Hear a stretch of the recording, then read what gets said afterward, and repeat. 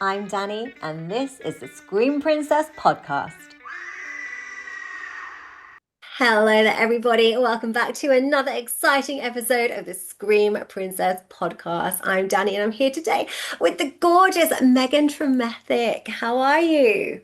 Oh, hello. I'm good. Thank you so much for having me. Good. How are you Well, doing? no, thank you for coming back. And when I say back, the viewers won't know what happened.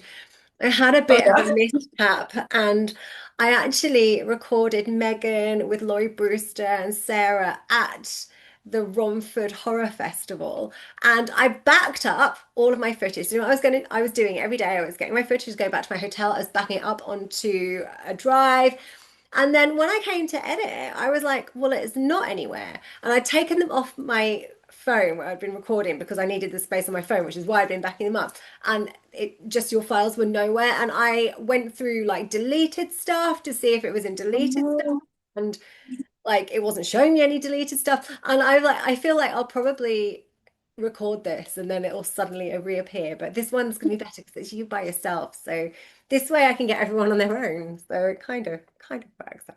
You get to, Exactly. You get bonus content. yeah, bonus content. You get to talk about you for the whole time. So that's better, Oh, God. better than sharing with your friends. Mhm. I'm really, really sorry about that. And thank you so much for agreeing to come back. I'm gonna come Oh, back. no, it's all good. These things happen. I've actually been doing lots of editing at the moment for my film Spoiling You, and every time, every day when I start editing again, I get this fear like, oh my God, have I lost footage or have I lost like an editing sequence? Like every day I get the fear, but luckily, touch wood, nothing has happened like that yet. Yeah, So make sure you do touch wood because I don't want this to now yeah, I really jinx have. you. Don't get jinxed. Oh, it's so good that you edit too. You're literally like a girl of all trades. You do a little bit of everything, which we're going to discuss. And it's Oh, very, thank very you. exciting. So I'm just going to go right back to the start. And I think we kind of knew each other like online because of the Black Country Horror Shorts Festival, which we've both been judges on. Yeah, I And totally forgot about that. Mhm. well, we've got judging soon. It's coming up soon. Yeah, thanks for reminding me. Is it going to be your second year or your third year? I think it might actually be my third Is year. it your third? So it Yeah, must be my fourth. I think I'd just done it the one nice. year before you, maybe. Mhm. Um, yeah, so we knew of each other, and I think there was talk at one point of us all kind of doing a Zoom, all of the judges, and kind of going over it together. But obviously, I mean, I think they've got even more judges now, and it's really hard to kind of get people's diaries to kind of match up on, the same day. And I think that was when there were only three or four judges. Now I think there's about five or six judges, so that would be, even more of a challenge. So it never kind of happened. But we did meet at Romford and Mhm. I've got mutual friends. So Cheryl Neve was actually on the show last week. So you're going to be Oh, following her. that's Um, so- so yeah, like I kind of knew of you through your work with her as well. But how did you start? Because you are from way, way down south somewhere was it Cornwall? yeah, it's Cornwall. Cornwall. So Um, like the most southern kind of part of England. And now you're all the way up in Scotland, which is like a distance. it is indeed. Yeah, no, for sure. Um, yeah, do you mean like how I got involved with Hex? Well, no, just how did you like get into the industry to begin with? Well, we'll get to Hex because that's kind of further down the line. But how did you end up in the kind of entertainment as an actress or a writer? Yeah, I think I first got into, well, first it was acting, and I think it was probably from musical theatre. I've just always loved musicals. I was very, very shy when I was young, painfully shy. And I think just through singing and like performance, I was able to express myself just in ways I wouldn't normally be able to. And then I just kind of got the bug for it that way. And it kind of started through just like school plays, talent show type things. Um, and then I just wanted to do straight theatre after that and do plays. And then when I was about 17, I applied to local student films. There's a really good university in Falmouth, which is where I'm from, called Falmouth Uni. And they have great students there. So I just started applying for student films and just began slowly working my way up. Mm. And you have any of those students that were making films, have they gone on to kind of continue making films, and have you worked with any of them again? I haven't worked with any of them again, but they've definitely gone on to do really cool Right. things. It's always Yeah, like interesting, isn't it, when you work with people at that kind of like student level to see whether you kind of end up crossing paths again later on. They always say you have to be yeah, careful, don't you? You treat people. oh yeah, You no, never know definitely, who you're going to work with again, especially yeah, in this industry. for sure. There was one director called Alex Falconer that I think yeah, I think his film, his short film, was the first ever film that I was in just as an extra at the time, and it was a great little sci-fi called Synthetica. It looked amazing, and I'm pretty sure he might have done a feature now, like local to Cornwall. I'm pretty sure maybe it was a short, but it looks totally badass. So he's done some really cool stuff. But That's yeah, really cool. I hope I cross paths with Yeah. some of these people again. It's a bit Yeah. tricky up in Scotland. Yeah. Do you travel back and forth a lot? I mean, it is such a long way. And I feel like, I was in London for 16 years and I'm now in the Northeast. So I'm closer probably to you in Scotland than I am to London now. But I don't go back anywhere near as often as I thought I would because it just feels like such a long way. And I know anyone who's listening to this from any other country, because I have a lot of American viewers, and they would literally be like, it's 5 hours in a car, like it's nothing. Because obviously you can be 5 hours in a car and you haven't even left one American state. But for like our kind of English, like small country, like attitudes, we don't really travel anywhere. We're like, it's too far. If you can't get there via the tube, then, it's a long Yeah, way. no, 100%. I'm the exact same. It's even as bad for me as I thought, because I'm about 30-ish minutes on a train away from Edinburgh.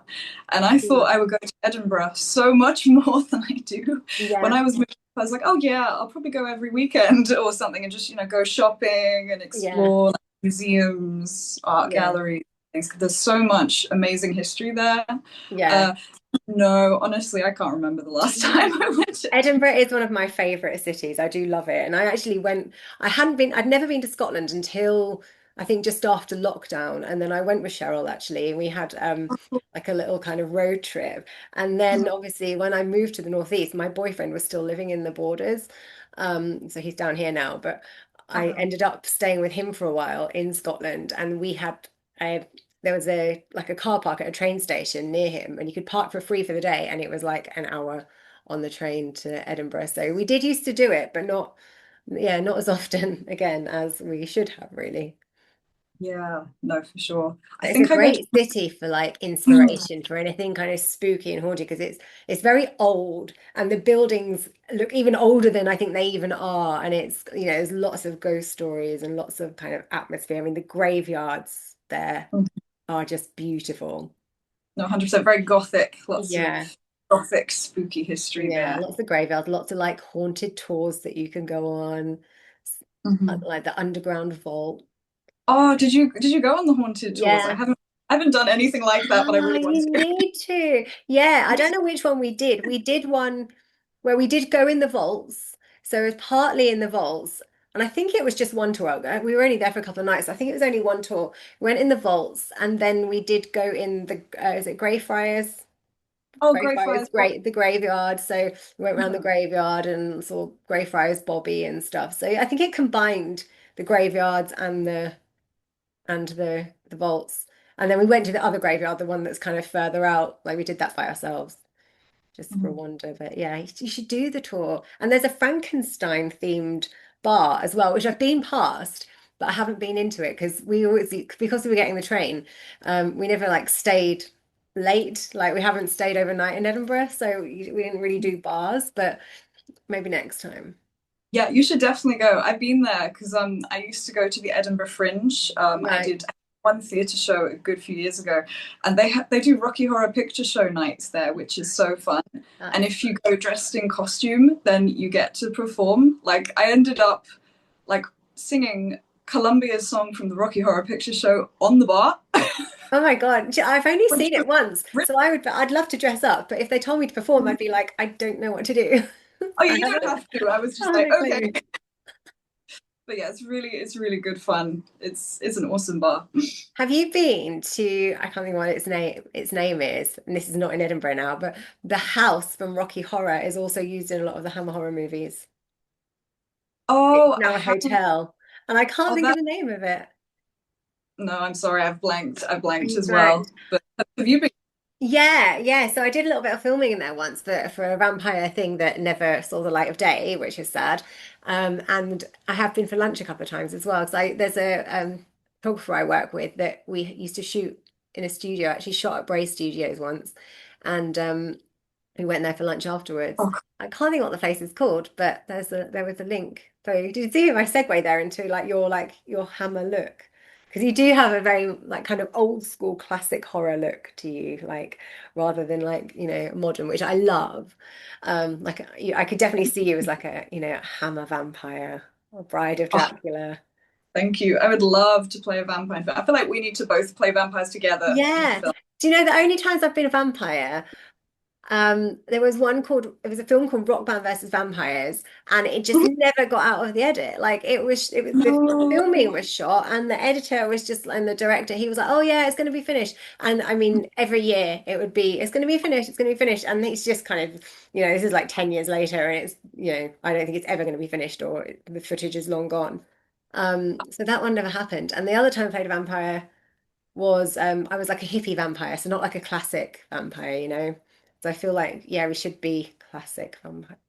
Yeah, no, that needs to happen. Oh, that sucks about that film. It is a real minefield as an actor, is just kind Yeah. of vetting projects and just sort of seeing, I guess, is it likely that it might not ever happen? Because I do have a bit of a graveyard of work Mm. stuff that just is on IMDb but just never came Yeah. out.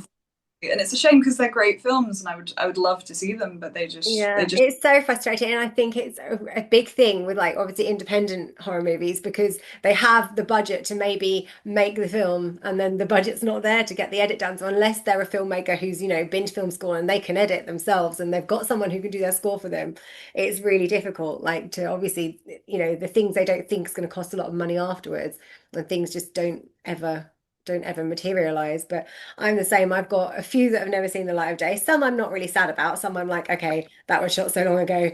I'm probably yeah, glad that didn't come out because it probably wasn't going to they're be great. But then there's other stuff that people have kind of said, "Do you want to do this?" And I'm like, "Yeah." And they're like, we're filming in April."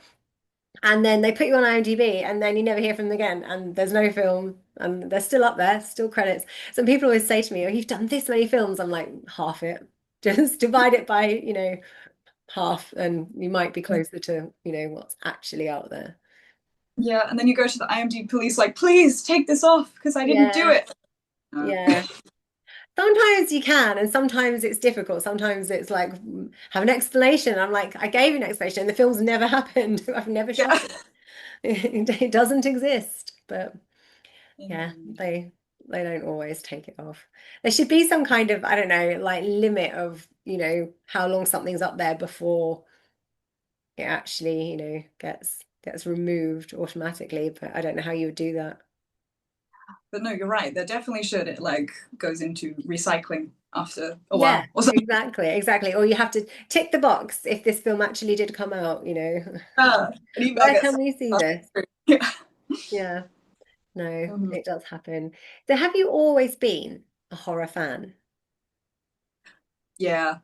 Even actually, not even just horror movies, but also horror games. Like, I was recently thinking about a horror video game, which my dad showed me because my dad he's a huge horror fan, horror and Yeah. sci-fi fan as well, very much for British horror as well, and American horror, and yeah, he introduced me to like Amicus Productions as films, and but he also just recommended me this really awesome kind of I think it's from the 80s, a game called Phantasmagoria, and I used to Okay. play that so many times. It's actually quite gory, and it did freak me out when I was a kid. But I would just play that game over and over again, which is pretty weird. What is it? Um, What happened? Is it like board game, not a computer game, or? it's a computer game, but Uh, it because it's I'm pretty sure it was made in the 80s, and it's like live action. It's filmed live action like a film, but mm, then they kind of maybe on a green screen or blue screen type right. thing, and then they cut out the actors, and then like have like graphics behind them, Uh-huh. of this kind of haunted manor, and it's like about this couple, I guess, descending into madness. But it was quite a violent, gory game, but I loved it. So, and I was like, I don't know, Are you 11 or quite a so. gamer as well then? I am, yeah. I don't really get as much time to play video games anymore, unfortunately, because I'm so, particularly with editing at the moment, I'm Mm, like, okay, put a certain amount of hours in a day, or at least try to get as much done as I can, and then I can play games. But a lot of the time, I feel like I just, yeah. it gets the evening and you're like, I'm too tired. Yeah, Just no. I've never been able to do computer games. I've never been able to really, grasp them. No, I used to have like this is like years and years and years ago, like a Mega Drive 2. And then I oh, think I had a cool. play and then I think I had a PlayStation 2, but I feel like I never even completed Sonic the Hedgehog on the Mega Drive years ago. Then when I had my Uh, PlayStation 2, I ended up buying, you could get for the PlayStation all the Sonic games and then I used oh, to play The Sims because I'm like, well, I can't I get really frustrated. Like I'm not a good person to play certain games with. Like I'm fine with some games, but like if it's Monopoly, then I'll end up like having a tantrum, falling out with people if they make me pay for the hotels and take my money. Um, and like computer games just they just make me cross. Like when my character dies, I'm angry. So The oh, Sims I could deal with because it's like you're just decorating the house and it's fine. But yeah, I really haven't played since then. I kind of gave up the whole thing. oh, no, fair enough. I'm a really anti-social gamer.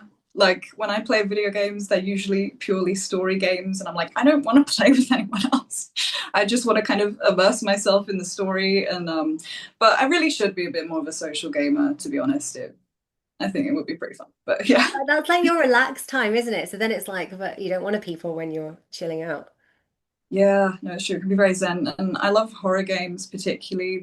I mean, there's all sorts of horror games that I kind of gravitate towards, and they usually aren't multiplayer games. They're usually Mm. very story driven, and kind of just yeah, atmospheric and creepy and stuff. Can you remember Atmosphere? So it was like a video game. Like it was a not like a video game, it was like a video, like a VHS, and you had a board game and then this VHS. Can you remember? I think my friend used to have it. I didn't really have horror stuff when I was little because my parents weren't ever into anything like that. Oh, But it really? So was you? Mhm. no, and it was like you'd put this video in, and you'd as you play the game, you'd play bits of this video, and it had this big scary face. Yes, yeah, Do yeah. you Okay, I remember haven't it? played, but I've seen lots of like videos of that, and that looked so fun. I would have loved that. Yeah, I and I still, think they had like a few different ones. I think they had like, volume one, two, whatever. I don't know yeah. how far it went, but I remember that being really cool. And it was only when I went to friends' houses that I'd get like get to watch horror stuff or play horror stuff or do horror stuff. Mhm. Because we just didn't really have that at home. I think my family were like, one TV in the house, and my dad was always watching football, it felt like. So it was like I had to kind of sit through that. Um, and then yeah, I mean I think the odd horror film, like I remember watching Jaws, and I remember watching Arachnophobia, but it wasn't until I was a little bit older, really, as a teen, I think, that I kind of had I had my own TV basically. Nice, yeah. No, to be honest, I think it was lucky that I did like because well, I was lucky that my dad was a horror Mm, fan and I liked the films that he liked because yeah, it was kind of the same thing, yeah, dad's watching TV in the evening a lot of the time. yeah. So it was just Yeah. I was just lucky that we had similar tastes. Mm. I would Yeah, prefer that mine had been into horror movies than the football. I've, Football and I've, Grand Prix, like football I can deal with, but Grand Prix, it's like watching cars go round and round or figures of eight or whatever. It's like not fun. oh yeah. It's No, I tedious. just know sports to be honest. Yeah. Yeah. I'm not I don't really watch them now, but Mhm. I feel I guess you like look for indoctrination, right? yeah. So what's like the first horror film you really remember watching and thinking, "Oh my God, I love this." Oh wow.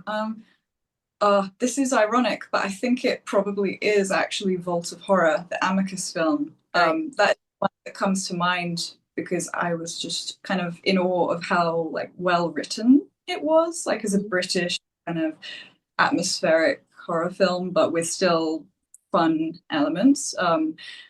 like particularly the Tom Baker segment at the end. I always gush about that, but I just think it was so well written, and I loved the twist, and I was just thoroughly gripped.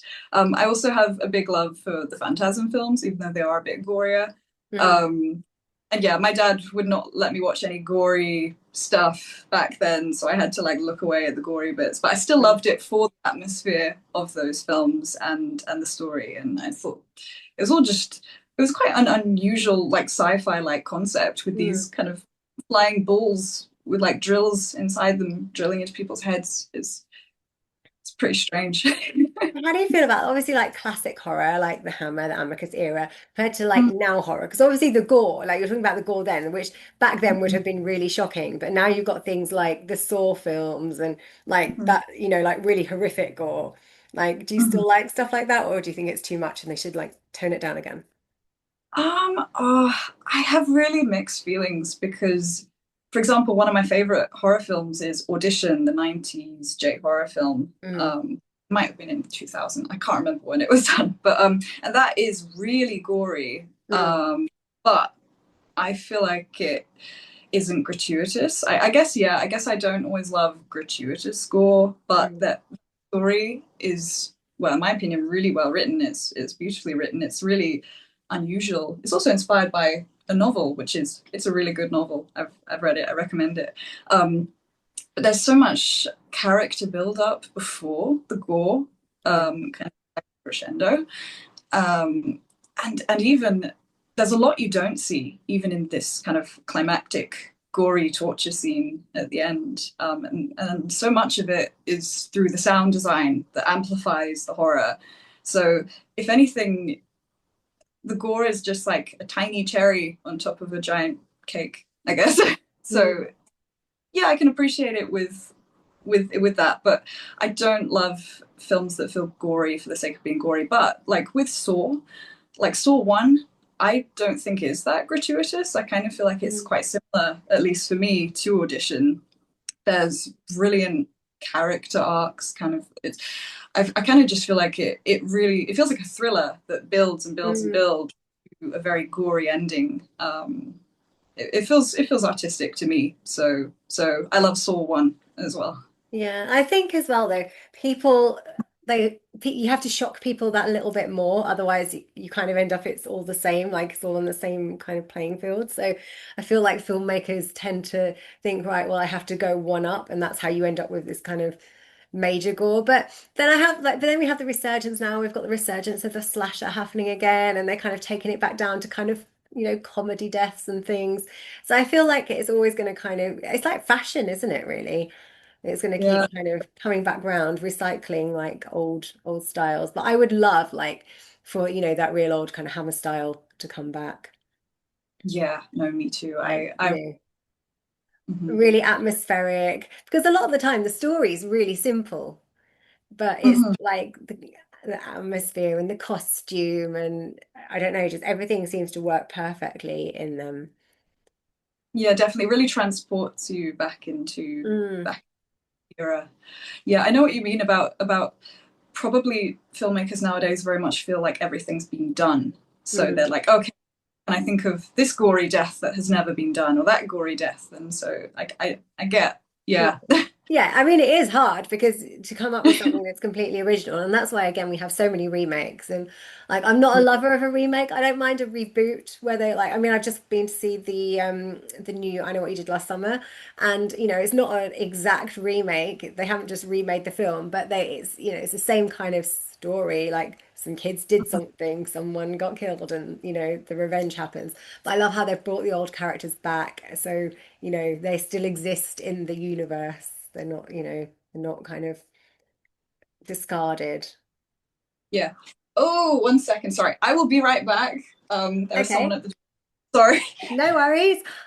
I feel like now I just have to sit here and entertain. I used to do this when I worked on the online casino. You just had to talk to the camera for ages on end, because sometimes there'd be no players.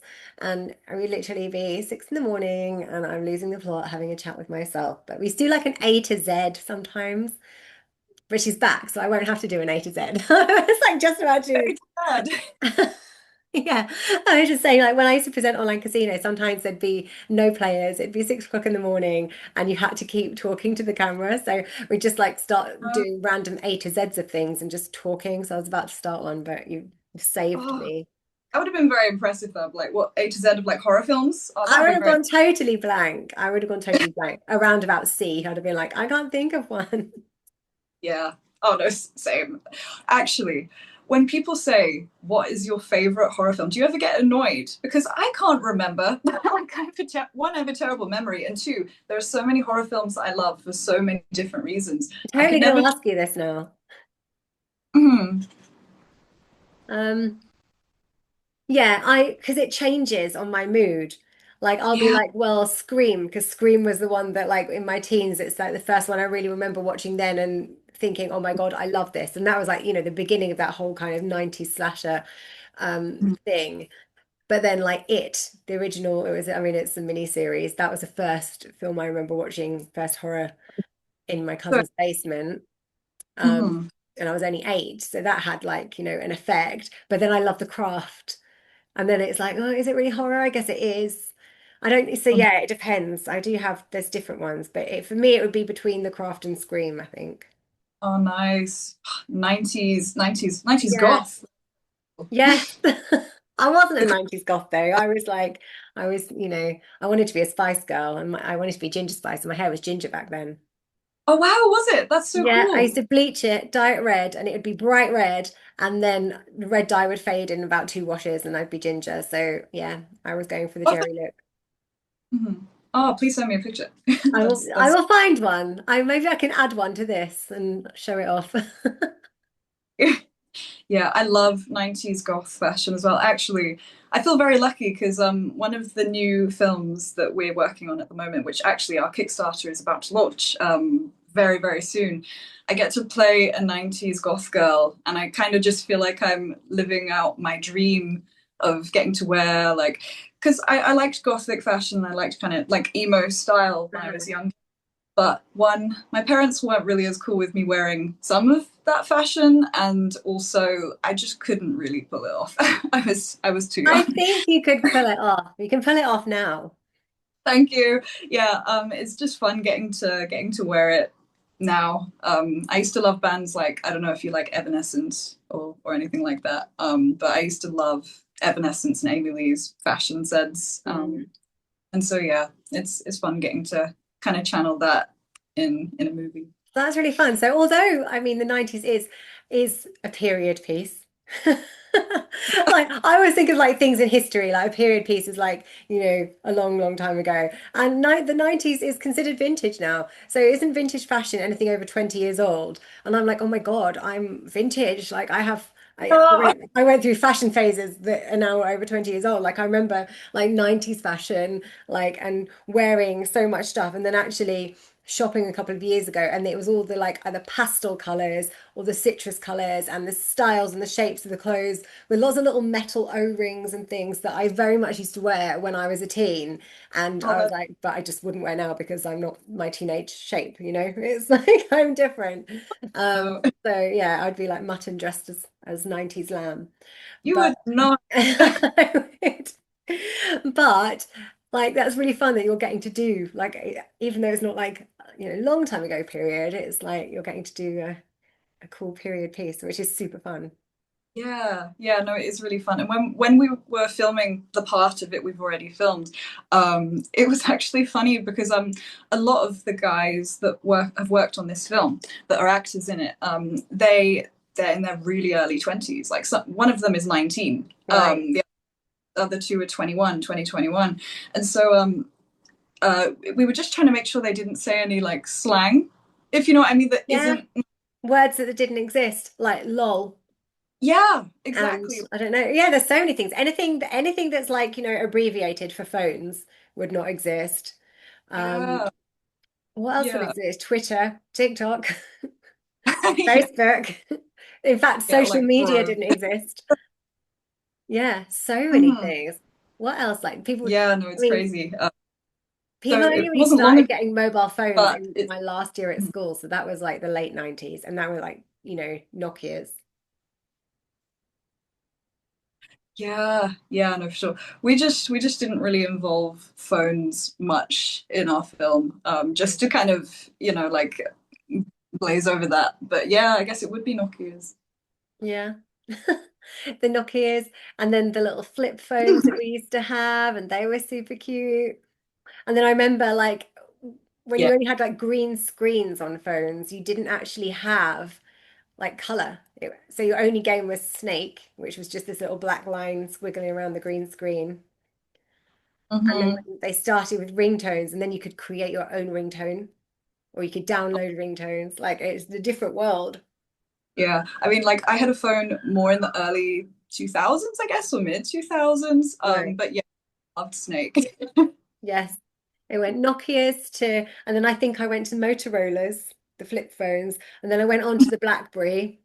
And then Yeah, since BlackBerry, I've been iPhone, and I've kind of stuck with iPhone for the last, I don't know, however many years. So since BlackBerry, so a while now. yeah, me too. I literally just got a new phone, and I haven't changed it over, so I'm still using my old phone, and I've had it for a week. But I'm just like, the whole rigmarole of like switching it all over. Yeah, I it's feel like really special. yeah, I think I might do it tonight. Do it. I believe in you. I mean, it's pink and it's new, and I understand that my facing camera on this one's okay. The only reason I've changed it is because my other way facing camera has now got like a little pixel problem. So I was like, oh, well, maybe I should get a new phone because it's due an upgrade. And I just didn't bother because, I'm lazy. I'm lazy and I don't know how to change it over. I'm worried about my passwords and my banking and like, will I be able to access my funds? Amazing how much is automated nowadays, and even like how many, like, say, pictures and videos you have on your phone, and iPhones can be very difficult to transfer Yeah. footage, photos onto new things or backing them up. Well, I And know like, my cloud is full, so all of my recent pictures will not transfer. But I'm thinking like most recent stuff that will be on Facebook or somewhere. So like I have access to stuff as long as I don't get deleted. yeah, no, fair enough. I swear every like week I get an email from like the iPhone cult, like, you need to buy more storage, and I'm like, no. Yes, I know. It's And like, why don't you just give us phones with more storage? yeah, It you would can't not make cost, wouldn't cost them anything. indeed. So talking about like period pieces, a lot of your work with Amicus, and we'll like in the second half we'll talk more about the Amicus and the hex stuff, but a lot of Cool. it is kind of period, but also like slash fantasy. So how do you like balance historical accuracy with, your story, or do you just because it's like fantasy, can you kind of, use artistic license? Yeah. I mean, like, for example, with The Reign of Queen Gannara, which is our kind of gritty, Mm, somewhat Lovecraftian medieval fantasy film, um, I think Laurie was, it feels like a historical drama, but it very much isn't. I think Laurie and, well, the whole team wanted to create like our own world yeah. where full costumes, say, like Queen Gannara's costume is not historically accurate to any. I mean, I don't think any queen has ever looked quite like that. And we didn't really want her to. We wanted her to feel reminiscent of historical eras, like, say, the Tudor Mhm. period. Also, the bodice is from the Victorian period as well. Right. Skirt could look a little bit Renaissance because it's a Mm. Renaissance skirt. Um, we kind of wanted to create a kind of mismatch in a way to create a new fantasy world, to reflect that rather than being true to any particular era too much. So I think, yeah, it's definitely kind of borrowing from different periods of history Mm. to kind of slightly uncanny and new look. So for anyone who hasn't seen it, I would say your look is like if Queen Elizabeth, I can't even say her name, if Queen Elizabeth the First was a goth. I love it. That's Thank you. that's how I would like describe your character in that because I mean obviously you were like all in black and but you had her kind of really pale face and the hair. So yeah, that's how I Oh, think thank you. describe that. Laura, Laura the look for her, and yeah, I'm very impressed. He did a really good job. Yeah. And he took inspiration from a portrait of Queen Elizabeth in mourning. I can't remember exactly the name of this portrait or exactly Right. like the year. painted, but yeah, he was inspired by, yeah, Queen Elizabeth dressed all in black. Yeah, a few people did say I look like goth Queen Elizabeth. Hmm. Another one that I look like goth Padme Amidala a little bit. Yeah, maybe. I think definitely more Queen Elizabeth. I mean, you're very regal. It is like the shape of the dress because it kind of it's just a very regal shape. So yeah, I'd Uh, say yeah. Was it comfortable to wear, or were you like trying to get in and out as quickly as you possibly could? um, well, to be fair, I had such a great time wearing it that I would wear it again in a heartbeat. I was wearing a corset that was laced pretty tight, which I mean, it's one of those things. Of corsets are never exactly super comfortable. It's more Yeah. like it's fine for 8 hours. It's not going Mm. to be super comfortable. I think the headdress was like that as well. Looked Mm. really after a good few hours. And because we were in the amazing Dunfermline Abbey, which we were lucky enough to get Mm. for a day, um, everything was like, okay, we have to go and get everything done. We were shooting like 13 pages or something in just one day. Uh, so there wasn't much time to just kind of take breaks. So that was kind of why the headdress Yeah. was hard, just because there wasn't really time to take it off. But it was worth it. I'd Yeah. do it again. Yeah, it's like when you have to put it on the second day, you've worn it all day, and then you go to put it on again, and you realize that your ribs are bruised and your head feels bruised from the headdress, and it is difficult. So I do like think, how did these women that had to dress like that day in, day out cope? Hey, yeah, no, I you're guess right. I just guess their bodies got used to being bruised or like stopped bruising because that's what happened to them. Yeah, I'm pretty sure their bodies would have actually altered from having to wear it all the Yeah. time. Yeah, I mean, definitely. I mean, their ribs must have been. I mean, actually, when you find vintage clothes, like even clothes for, 50 years ago, they were like much smaller waisted. Like people had smaller feet. They were just kind of smaller, but I suppose they still wore corsets and things, or even like girdles and waspies and things. Like, I don't know, Yeah, what makes a difference? no, totally. I've been looking online, trying to find, well, I don't know how, if they are literally vintage or not, but I've been trying to find kind of Victorian dresses, vintage looking Right. Victorian, and anything that looks very close to that era, like it was possibly actually made in that era, is Yeah. just so, it just never fit me because I'm about 5'8". So it just doesn't fit. My limbs are Yeah. too long. People were really Oh, short. God, we're tiny. So one day I'll probably just have to do reproductions, which is totally Or just fine. add another frill on the bottom because Victorians were frilly. So if you added like, a foot of lace at the bottom, you'd be fine. Yeah, that's great. I'm gonna use that. Well, we're out of time for part one. So I'm gonna see you very shortly back here in part two. And then I want to talk to you about fashion. Cool. Sounds perfect. Welcome back to the Scream Princess podcast. Welcome back to part two of this week's Scream Princess podcast with Megan Tremethick. So, trying to think where we were. We were talking about, or we were going to move on into the Amicus and the Hex thing, but also your fashion. I think we'll keep fashion for a little bit though, because I was so impressed by every outfit I saw you wear at Romford. I'm like, oh my God, look at this dress! Like so original, so vintage. So we'll get there. But you were talking about Thank you. your lifelong love of classic horror, which was inspired by your dad. Um, so how did you then end up? Obviously, you met Laurie, and he had the British Horror Studio, and he had Hex, and they're kind of separate things, and then they have taken the Amicus name. So how did this all happen? Yeah. Oh wow. Well, British Horror Studio is still relatively new. When I first met Laurie, it was Hex Studios. Right. Um, but now very much Laurie's kind of created more of a community, and so he wanted a new name for it that felt more fitting to the kind of films that we love and that we want to make more of. And as we love, yeah, Hammer films and of course the original Amicus films, yeah, that's why Laurie and Sarah came up with British Horror Studio. Mhm. Um, yeah, we first met at the Cannes Film Festival, Right. actually. I can't remember how many years ago, but a little while ago. And yeah, we just I think it was at the British Pavilion that we met. Right. And yeah, he introduced me to the whole team, and yeah, it was really nice. And then we just didn't speak for a little while. And then auditions were coming about for a fantasy film called Dragon Mhm. Knight. It was for a black-clad assassin character that does archery called Jigme. And I'd recently gotten into archery because I went volunteering in Japan for about 3 months, almost.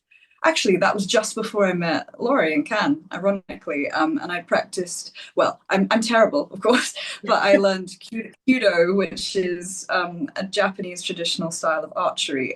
Right. I say learn, I mean, I'm an absolute novice, but I really enjoyed it and was very enthusiastic about archery. And so I applied for this character, Jigme, and yeah, I luckily got the part, which was really exciting. And then I shot Dragon Knight with the Hex Mhm. team. I came up to Scotland. I was living in Bristol at the time.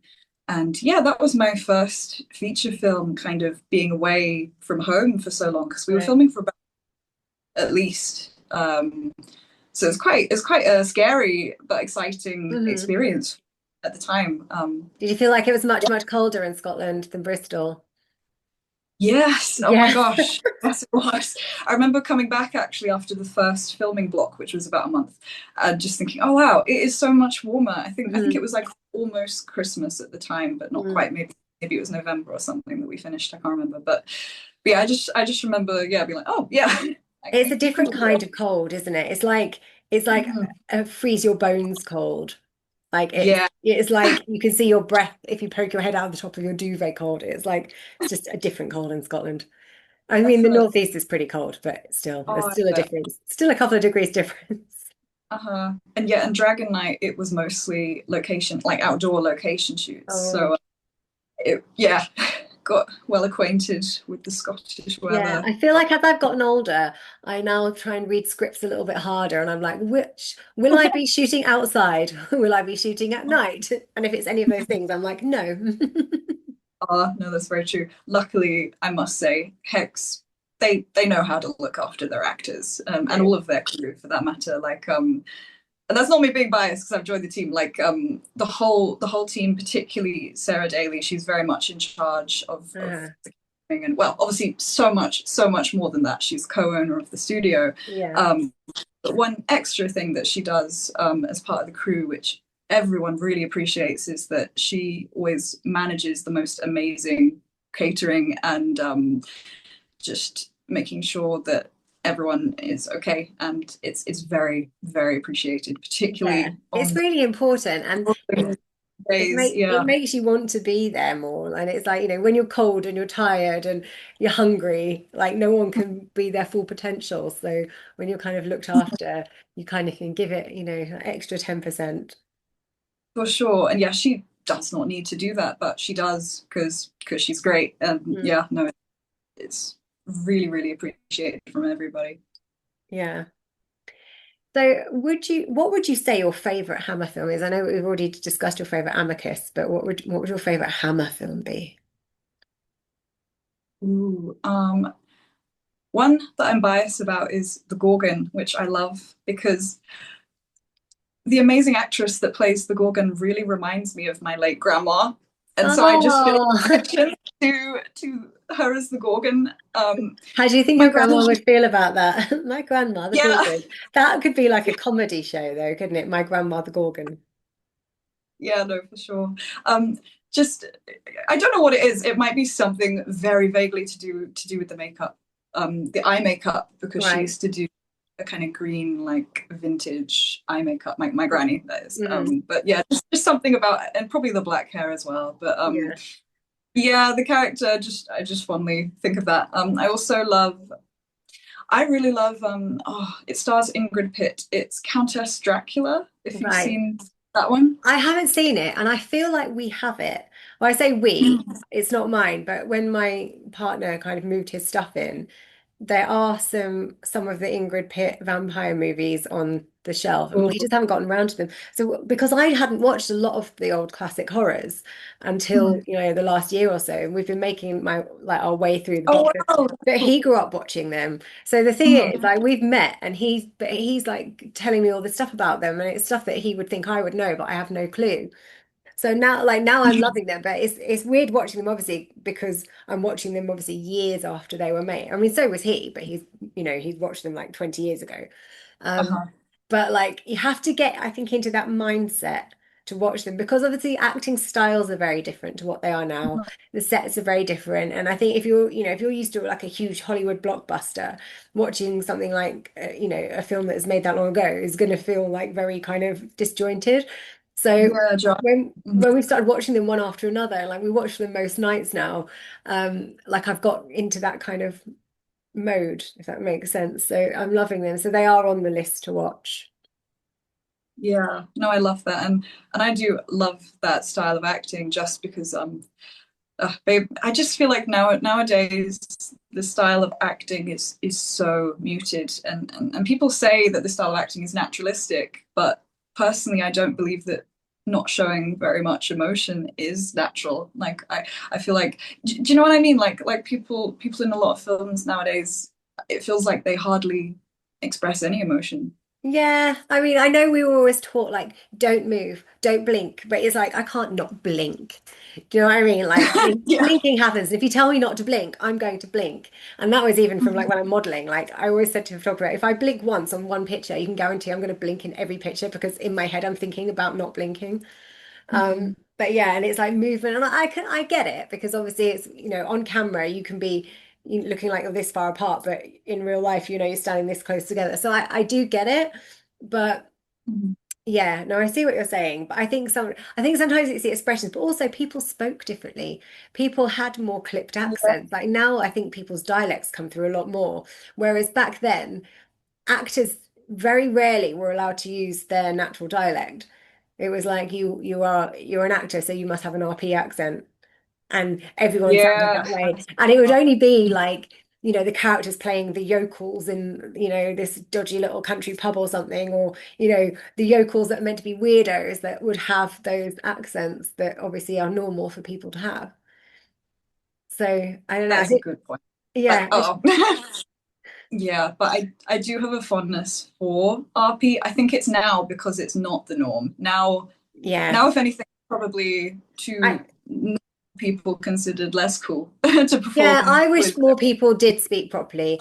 And also, and this is probably going to make me an unpopular person. Well, no, not with my viewers, I don't think.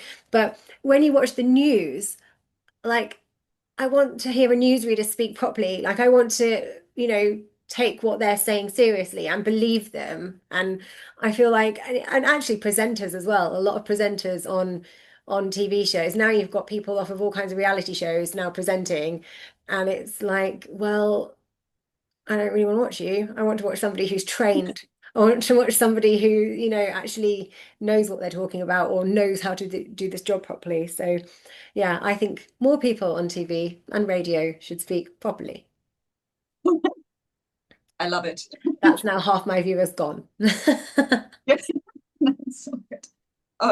Yeah, like I kind of enjoy as an actor doing both at times, but it was really fun for the Amicus film.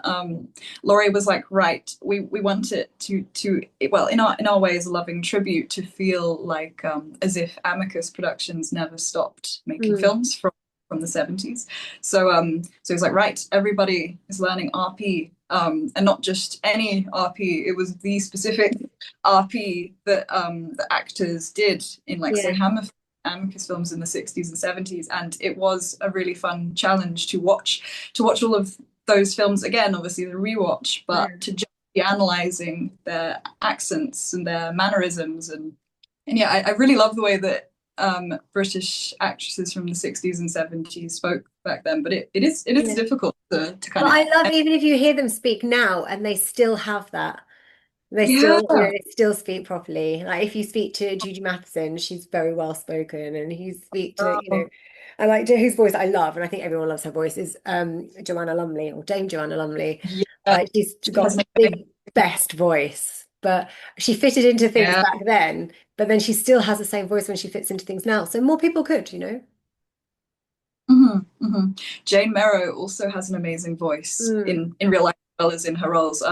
Yeah, we were lucky enough to get to work with Jane Merrow in The Grip of Terror, the Amicus film, right. and she was such a pleasure to meet and work with. And one of the first things that I noticed when I met her was, wow, she has such an amazing voice, Yeah. and yeah, she does like her movies, and that's Because actors did really really cool. train their voices, you know. I mean, and they still do, but drama schools do, they train you to with voice, but they don't necessarily train your accent as much as they used to. They'll train your breathing and things as opposed to your actual speech patterns and the words you use. But Yeah, I never actually went to drama school, but you did, didn't you? I did, but I think it was different. Like, people don't have to. Not everybody comes through a drama school, and that's, totally fine. Like, there is like natural talent with acting, but I think because I came from a modeling background, I didn't want to just be like, oh, right, now I'm going to be an actress. And I wanted people to take me seriously and actually see me as an actress as opposed to, model turned actress or a model who thinks she can act. But it's probably made no difference because I still get cast in roles or have always been cast in roles because of what I look like. But that's what actors get anyway, whether you've been a model or not. You are cast on whether you fit the character, and that's looks, acting ability, all of the things. And sometimes it's less acting ability because if they think you look the part, they can work with you to kind of make you be that part if you're adaptable. So, Yeah. but yeah, that's why it was No, important for me to go, and I just wanted to learn. But it's not something that everybody has to do, and it's a luxury because it's expensive, and you have to support yourself while you're there. And I was lucky; I was still modeling, and I could afford, I had a mortgage. I could afford to pay my mortgage and afford to go to school, and I could probably afford to eat ramen, and that was about it. That's all the money I had left oh, over. So it was a very skinny year of my life, but but I could keep the roof over my head and stuff. But for most people, you have to go to work. You can't kind of just go to drama school full time and not have anything else, to support yourself with. So but yeah. no, that's amazing that you did that though. Is there a role that you'd like to play that you feel maybe someone wouldn't cast you as because of a look? Well, I'd like to do something with a lot of prosthetics. So I'd love to be like a kind of a fantasy type creature where I'm just ugly or like a demon or something. So, it'd be more movement and, not necessarily my face or what I look like. So yeah, Mhm. I would. And yeah, I mean, I'm open to doing different things. Like, I'm sure you're the same, like we're versatile. I have my general look and people keep casting me to look like me, but I can do other stuff. So cool. Yeah, creature acting is so much fun. Yeah. I won't say which they haven't come out yet, but I've played a few ghosts, and it's really fun. One of them has a very kind of strange, supernatural physicality, and it was really fun, Mm. like working with Laurie on deciding like how the ghost might walk. It was almost he almost said it was like a spectral T-Rex that was blind, Okay, I and that really was what need to we see had. this now. Yeah, it's coming out eventually. It's in post, Amazing. but Amazing. I'm going to look at my questions. Oh, are there any cool. other directors that have really inspired you? Because I know you write as well and you've done a little bit of directing. So you're doing different things. So who really inspires you? Or who would you Ooh. love to work with? Oh wow. Well, a director that really inspires me is probably Takashi Miike, who directed Audition. Mm, Um, and in a way, spoiling you, my feature film that I'm currently working on that I've directed, it's almost finished. I've got a few more days to shoot, and obviously it's in post-production. I'm just trying to work my way through the edit as much as I mm, can while I'm waiting to shoot the last few days of the film. But yeah, it's kind of a love letter to J horror and films like Audition. Um, yeah, also there's an yeah, it is just a lot of J horror films actually that I'm very inspired by at the moment. But I do feel actually I don't know who directed this, I will say, but there's an incredible Spanish film that I actually watched very recently called The Coffee Table. I'm not right? sure if have you seen that one? No. It's excellent. I was so impressed. Uh, it's the concept just it feels so simple, and that is in a good way. It feels Mm, like I wish I'd come up with that. That's amazing. mm, It was a masterclass on suspense and right. tension, almost from the second or third scene of the film, you're like, oh my God, you're hit with a shocking thing. I won't say what it is. And then Right. you're just left I'm going to tense. find it. I'm going to dig it out.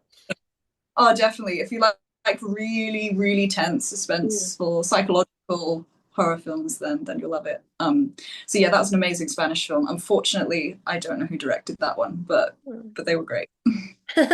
Well, if they're watching. Yay. So how did the British Horror Studio get the Amicus name? Because I know they've like licensed the Amicus name. Is that right? Have I got that right? It's like now they own the Amicus kind of brand. Yeah, so it's Laurie reached out to the Subotsky family, Mhm. and he basically just proved proved how much of a love he had for Amicus, and that he Mhm. was a true Amicus fan. And so they listened to that, and they were happy with that. And so he was allowed to license it. It wasn't just that anybody could Mm. license it. He had to prove that his intentions were pure, and they were aligned with what the Sabotskis also wanted for the Amicus name. Mhm. And yeah, so that's kind of how that happened, and now we just plan to make movies. Ideally, one Amicus film a year would be amazing. Right. They might not all be anthologies, just because anthologies are very production heavy. It's almost like Mm. doing four feature films within one because of each Mhm. segment. Being like a mini feature film, but you just don't get the whole, as you'll know, of course, because you did Video Shop Tales of Terror, Yes. right? Yeah, which Yeah. took, I mean, obviously people have real jobs as well, so it's not like a constant thing that people can do every day, but yeah, it took a Mhm. long time to kind of come together. But that was different, like filmmakers made the different segments and then the main team kind of wrapped it all up. Mhm. So Oh, cool. maybe slightly easier because you're not doing, it's not them doing all of the work, but at the same time, then you're waiting on other people. So it's that kind of, Yeah, no, for sure. Yeah, we produced every segment of In the Grip of Terror, and mm, so I love it. I'm really well. We're all really proud of the film, but mm, it did take a long time, and so we are kind of entertaining the idea of perhaps doing just linear narratives as mm, well as anthologies. But we still want to do anthologies because yeah, obviously that is that what was Amicus the Amicus want. thing. The That's what what are we. they, portmanteaus? Yeah, for sure. So yeah, I'm kind of excited for the possibility of both. So you're doing the Amicus films and then the British Horror Studio films, they're like a separate thing. They're like two businesses kind of running side by side. Yeah. So we would hope to make one film as Amicus, Right. ideally per year. And it's just because there's a very specific style of Mm, of an Amicus.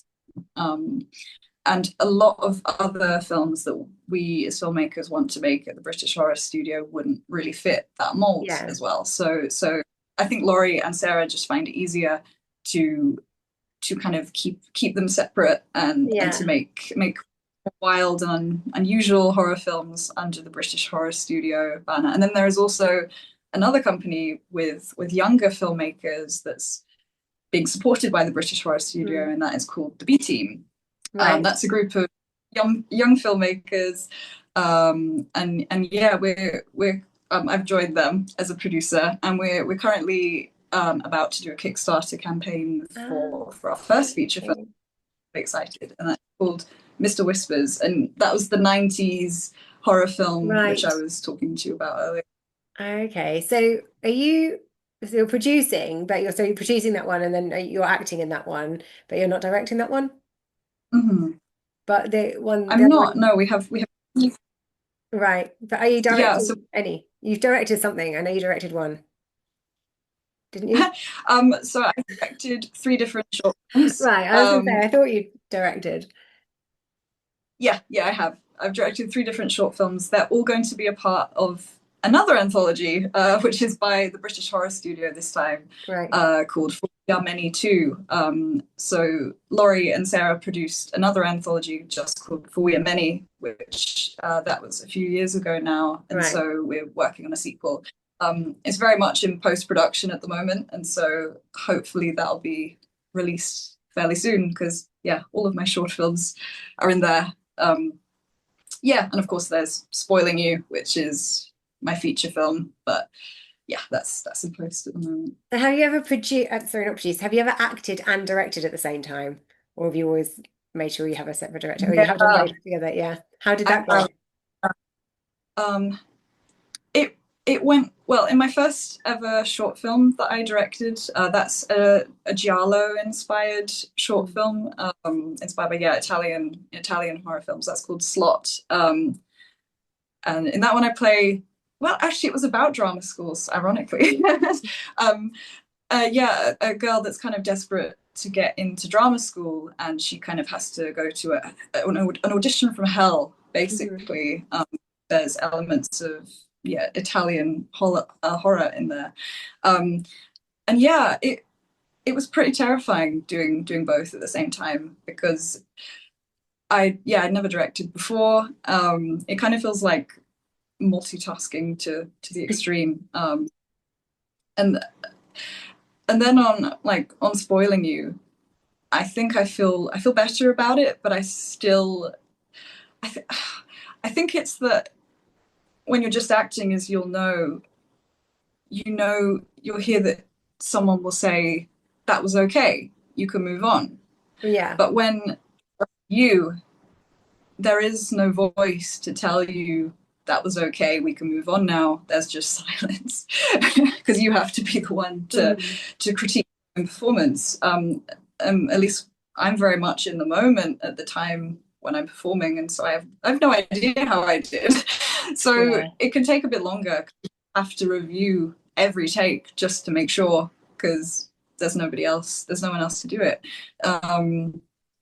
But I do enjoy it because at the end of the day, I can give a different performance that, say, a different director wouldn't choose for their edit. Yeah. And I really enjoy it actually when editing because you get to choose your own takes. You get Yes. to how you are perceived as an actor. You get to craft yeah, everything about the film because as you'll know, so much about what makes someone a good actor is how they are perceived in the edit. Because Mm. if it's a bad edit, you can butcher a performance, you can make an actor look terrible, or you can make them look Hmm. like the best ever. Yeah, I mean, because you might think it's your best performance and the editor might use something completely different. So if you're in they, charge, you could be like, right, that was the best one. yeah, for sure. Or even like when to cut to the reaction of another actor to kind of give weight to what each other saying. Yeah, no, absolutely. Yeah, I love getting to do that. Obviously, I'm a novice editor, and it's been a real learning curve editing the feature film. But I'm really enjoying it, and yeah, I'm just gonna be Great that you're brutal doing. with myself Next, and you're try going to to be push doing your myself. own scores. Next, you're going to be like learning instruments and pulling off your own scores. No, no more. Yeah, Like you can do like everything. yeah. Yeah. I do. Oh man. The thing is, like, especially when you're writing, it's hard to like. I mean, I've written stuff that other people have directed, and then you're a bit like, that's not really how it was Oh, written, but you cool. have to kind of let that go, you know? So, and I'm a bit of a control freak because Have you? you kind of want to do everything. Uh, So Have you there is. directed? I've directed some shorts. So I've directed three shorts that were part of the Horoscopes Oh, anthology. So they've been screened at Horror on Sea and Romford, but they haven't been released yet. So there was three. I was with Myco Entertainment, and there was Horoscopes 2, which was Chinese horoscopes, and Horoscopes 3, which was like the dark zodiac. And he basically gave us all a horoscope out of a hat, and each director got one of the 12, and that was basically our brief to work with. So we had that to work with. So I directed those, but the first one I wrote, produced, directed, and acted in, and I acted in a lot. And it was, I was proud of it, but it was such a small cast and crew that it wasn't that difficult to do all of the things. And then the second one, I uh-huh. only acted in it a tiny bit. So although I was directing dressed in my costume with prosthetics on my face, I was actually only in it for a little bit. So that was slightly easier. And then the third one I was in again, but again it was like by that time I think I'd kind of gotten a really good relationship going with the DOP who knows exactly what I want, and when I'm on camera he can direct. So it worked. Yeah. So I Oh, think, that's cool. No, that's really handy. Sorry, yeah. yeah, and I just think it's important when you're doing everything to have a team that kind of you're all literally on the same page so that people can kind of take over from each other if necessary. Yeah. No, I completely agree. Yeah, I mean, Hex team is a real safety net for me when I'm well, I am learning to direct, and I have a great AD for spoiling you called Kaz Paul, and he's just brilliant. And yeah, what I would do actually is when I was acting, I'd ask him sometimes to count from 10 before calling action. Three, two, one, action, just to give me a bit of extra time to kind of get back in the zone of like Yeah. finding the character. Because it can be very easy to snap out, but sometimes Mhm. it can be hard to snap in. So yeah, that helped me a lot. So where can we watch some of your stuff? Oh wow. I'm like, where can we watch some of my stuff? Um, yeah. Probably the best place would be either on Hex Studios shop, which I'll send you a link to, Yes. and also the British Horror Studio has a Patreon, which oh, Laurie's a trooper. He writes big long articles for that almost every day, every other day, Amazing. definitely, about all the crazy things that the whole team are up to. Yeah. And yeah, we do have some moves for digital download. So Right. yeah, people can People can see on some stuff Patreon. there. And then will there Mhm. be like physical media releases? Yeah, yeah, we do. We usually operate through Kickstarter, Right. and so people, it's almost like a pre-order system. People Mm. can pledge on Kickstarter, and they can pledge for beautiful Blu-ray cases Right. and things, Yeah, and because for different. small companies, like obviously getting all the stock costs a lot of money, and then you don't ever want to be stuck with stock. So it is easier Mhm. to do it that way. I do that with like calendars and things like calendars, Nice. music. I'll always do it as a pre-order, and then if it's gone, it's gone. Yeah, no, for sure. We do have Blu-rays on the Hex shop as well, but it feels like it's always it's always on the Kickstarter that people Mm. tend to buy them. Yeah, like you said, more in bulk. Yeah. Mhm. I've got a little it's only mini, it's a mini quickfire round for you here. So Ooh, okay. there's only like a few questions in it, so fine. So, favorite final girl in horror history? Jamie Lee Curtis. Okay. Found footage or haunted house horror? Both. Both. You can't have Okay, both. I'll pick haunted house horror, but I really love found footage too. I would pick haunted house horror. Okay. Best soundtrack. Ah, Candyman. Yeah, Candyman. Um, I write. classic or modern horror. Oh, classic, classic, definitely. And best horror remake or reboot. Uh, oh, uh, I'm sorry, I can't think of a good one. There are, there are loads of good ones, I'm not but generally a fan of a remake, oh, but I feel like my life is preferring the originals of things, and that's yeah, all. no, it's true. I always think if something was good originally, then there's no point remaking it. And if it wasn't Yeah, good originally, there's probably also no point remaking it. it's true. Yeah, I bet there must be some occasions where the remake is better than the original, but none come to I mind can't think right. of any. Did you ever see the Craft remake? No, there was It a. was kind of like, well, it was kind of like a reboot because one of the original characters like pops up in it at the end. So it wasn't like, but there was some bits where they'd literally copied, but they'd copied badly. Mhm. So it's like you didn't even do it as good as they did it 20 years ago with less technology. Oh So no, it's like there's no excuse. no, no, that one really disappointed me. And Hocus Pocus 2 disappointed me. Again, it's not a remake, it was a sequel. But it's like Oh, after that long, you should have come back with a good movie. So I'm a little bit scared yeah, you. about Practical Magic 2. Oh wow, yeah. I mean, it's So, like just don't touch it. well, they're Like I always filming it love. now, and it's due to be released next year. Not a horror, but it's witchy, so it counts. But it Yeah. was, I think it was a series of books, and Practical Magic was like based on the first book, and then they just didn't do the others. So Yeah, I mean, I hope it's as good as the first one. Yeah, no, that's awesome. I have a big love for the Evil Dead one, actually. I love, obviously, I love Evil Dead 2 and Evil Dead 3. They get crazier and crazier, but I Yeah. will always love the first one because to me, it's just, it is terrifying. And I love that it's kind of, it's on the verge of, it feels edgy. It feels like it could almost be, it could be humorous, but it's not. Like, it just feels really bold and kind of, yeah, bold and original, and they made it on such a low budget, and it's just What did brilliantly you think done. of Ash versus the Evil Dead?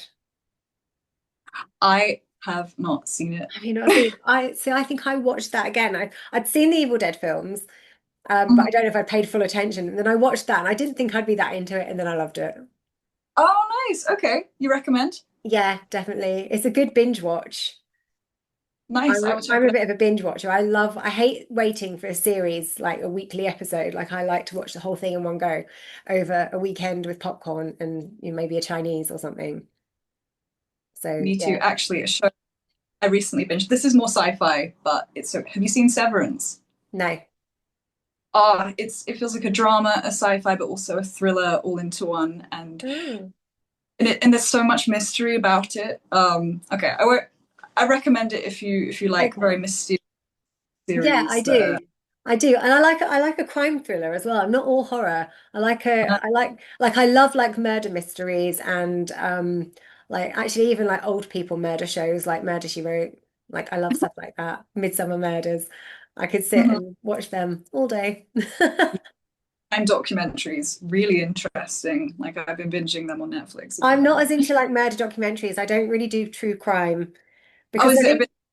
no, true crime's a bit scary because it really happened. Like I can do like movie crime and like TV show crime where it's fake and somebody just wrote it. But when you know it really happened, that just makes you think there's some sick people out there. That's true. It to me, it's just really fascinating, but it is very heavy stuff, and sometimes you maybe don't always want to binge it because it can leave you in a bit of a yeah, a Yeah. bit of a spiral. Like we But put it's something on the other night and I was like, let's not watch this. Like, not before we go to bed. I don't want to watch this. yeah. No, I'm I'm the like that same. I with do. books as well, though. Like, I don't really read horror because you like I want to get to the end of a film and know that the outcome. Whereas with a book, you're probably not going to get to the end of that book, on the first night you start reading it. And if it's Mhm, scary, like I don't, I wouldn't want to go to sleep. So I don't really read horror. Do read a little bit of like a crime thriller. mhm. No, that's fair enough, and that is a good point actually. I am a big Stephen King fangirl, and I'm slowly trying to work my way through all of his books. I've got a big well, I just stack my books on my windowsill because I don't have a bookshelf at the moment. Bookshelf. But it's high with a lot of Stephen King. But I know what you mean. Actually, one book I read by Stephen King recently was Pet Cemetery. I'd already seen the movie, Hmm. which I really still, and I loved the audiobooks actually when I was a kid. So I also loved horror audiobooks when I was a kid. Um, but yeah, the book really lingered with me. Maybe even in the way of true crime, if it felt very heavy.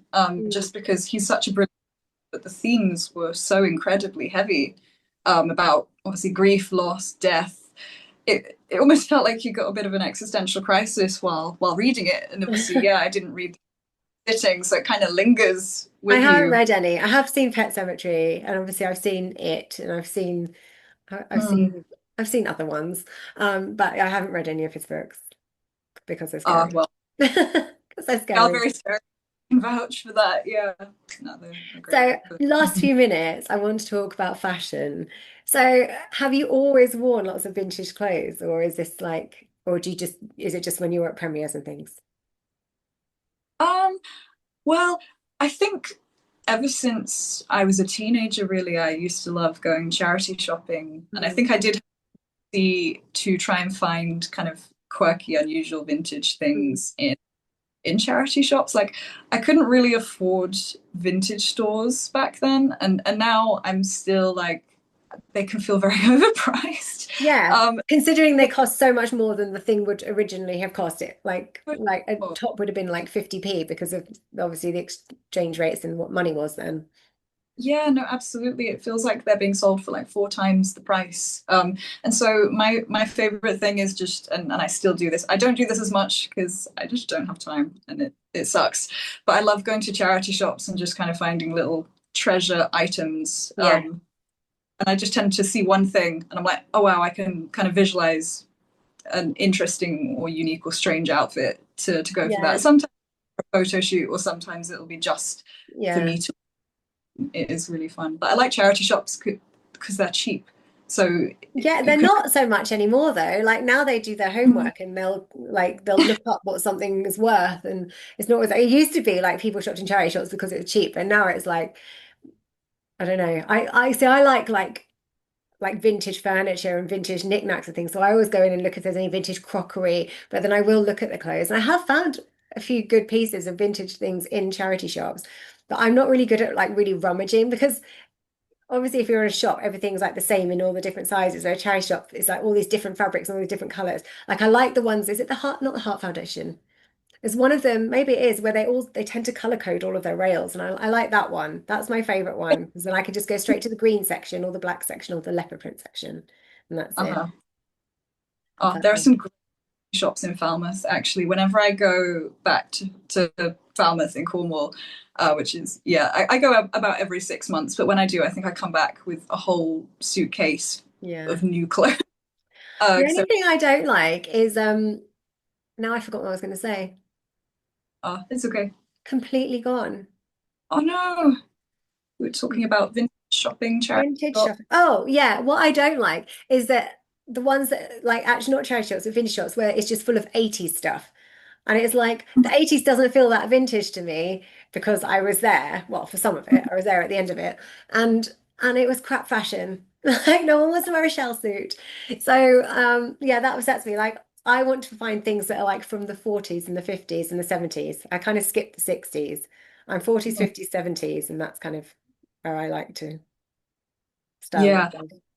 no, that's a good point. I wouldn't choose 80s either, but I would in circumstances. I'd like to do that for a film. I feel like it would be really Yeah, fun, for a film. Like and when it I would be like played Paula the Valentine in the fair, Ice Cream on the Beach. So before Video Shop, that was kind of 80s. And I went all out with the makeup like pink and blue eyeshadow and like bows in my hair and stuff. I went very 80s in that. And funny enough, I met my boyfriend on Video Shop too, and he was wearing a shell suit jacket. So it's despite not liking 80s fashion, something must have happened there. it was meant to be. It was meant to be. To be honest, I didn't really speak to him for a year after we filmed that, so it was like much later that we ended up, together. But still, Even that was the first memory of him. that shell suit. Yeah. Nice. Oh, well, thank you so much for coming on the show. We're out of time.